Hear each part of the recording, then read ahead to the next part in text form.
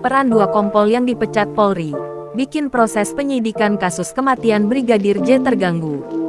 Kepolisian Negara Republik Indonesia Polri telah memecat 3 tersangka kasus obstruction of justice atau upaya menghalangi penyidikan kasus kematian Brigadir J atau Nofriansyah Yosua Huta Barat.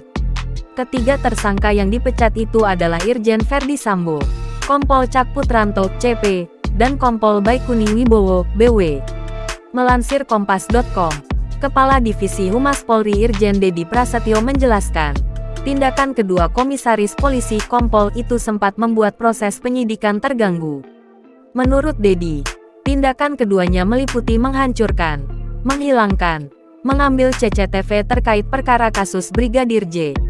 Adapun tindakan keduanya juga atas perintah dari atasannya, termasuk mantan Kepala Divisi Profesi dan Pengamanan Kadif Propam Irjen Verdi Sambo. Cak dan Baikuni adalah personel di Satuan Divisi Propam Polri.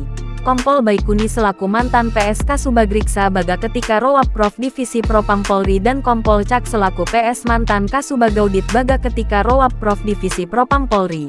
Secara total polisi juga telah menetapkan 7 tersangka dalam perkara obstruction of justice itu.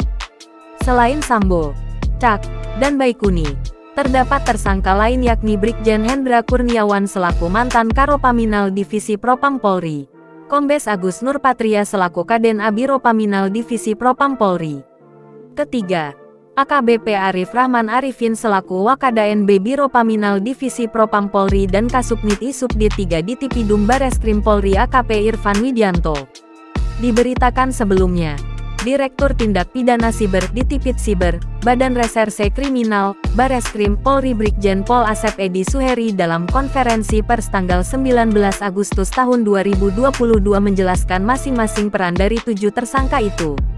Ia mengatakan, tersangka Verdi Sambo, Hendra Kurniawan, dan Agus Nurpatria menyuruh melakukan atau memindahkan CCTV dan perbuatan lainnya. Tersangka Irfan Widianto berperan melakukan penggantian DVR CCTV.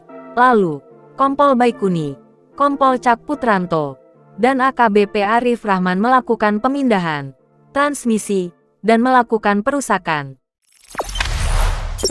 Jangan lupa subscribe, share, komen, dan like ya!